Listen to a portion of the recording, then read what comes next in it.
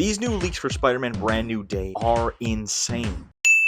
Spider-Man Brand New Day is currently in production, and the leaks and rumors are ramping up big time. We're hearing War Machine, Punisher, Gwen Stacy, and now Scorpion, Venom, and Symbiotes. We gotta talk about this. Let's start with Punisher. The Punisher special presentation just wrapped, and of course we know Punisher will be rocking a brand new, awesome looking suit. John Bernthal is moving right into Brand New Day production, and we are hearing rumors that Punisher will receive a major upgrade to fight both Spider-Man and the Hulk. Honestly, we didn't really need a rumor to tell us that. Punisher definitely needs something to keep him competitive in this battle against the Incredible Hulk. The only upgrade that thematically makes sense, and that would be a fan favorite, would of course be the Punisher War Machine armor. In the more recent comics, Punisher was sent on a mission to retrieve the War Machine suit for Nick Fury, but ultimately led to him taking it for himself. This War Machine armor would make for some epic cinematic fights against both Hulk and Spider-Man, and potentially another giant monster that we'll be talking about later. Thematically, again, this makes a ton of sense in a Spider-Man MCU movie, as Iron Man and his legacy have been a part of all other MCU Spider-Man movies thus far. I would love nothing more than to see Punisher in Rhodey's War Machine suit. Next up, we have reports as to who Sadie Sink will officially be playing in Spider-Man Brand New Day. According to Christian Harloff, who I greatly admire and respect, he heard from his source that Sadie Sink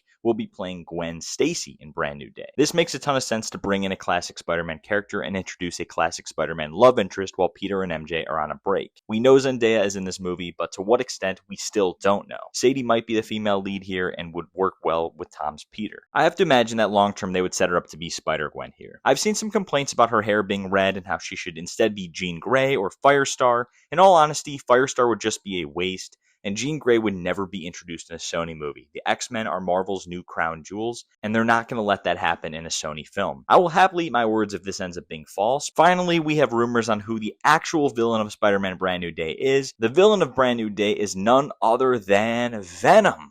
Let me explain. First of all, Michael Mando, the Scorpion actor, recently posted a comic book cover of Scorpion being taken over by Venom. This would align with a rumor from many months ago that stated that Scorpion would be the initial host for Venom and would eventually lead to Peter getting the symbiote. So this supports that. Additionally, Daniel RPK is reporting that Sony will hide the true villain of Brand New Day throughout the marketing of the movie. It would physically be impossible to really do that if they have cast an actor. However, it would be much easier to hide a villain or a full character if that character was fully CGI, just like Venom is. And of course, the end of No Way Home showed us the symbiote being left in 616, so it would make a ton of sense to pick up that thread in this movie. Thematically, this would also work with Peter being in a really dark place and being influenced by something truly evil. Of course, we need him to get the symbiote somehow for Secret Wars, so what better place than to do that in Brand New Day? What are your thoughts on all of this, and who do you think the true villain of Spider-Man Brand New Day is?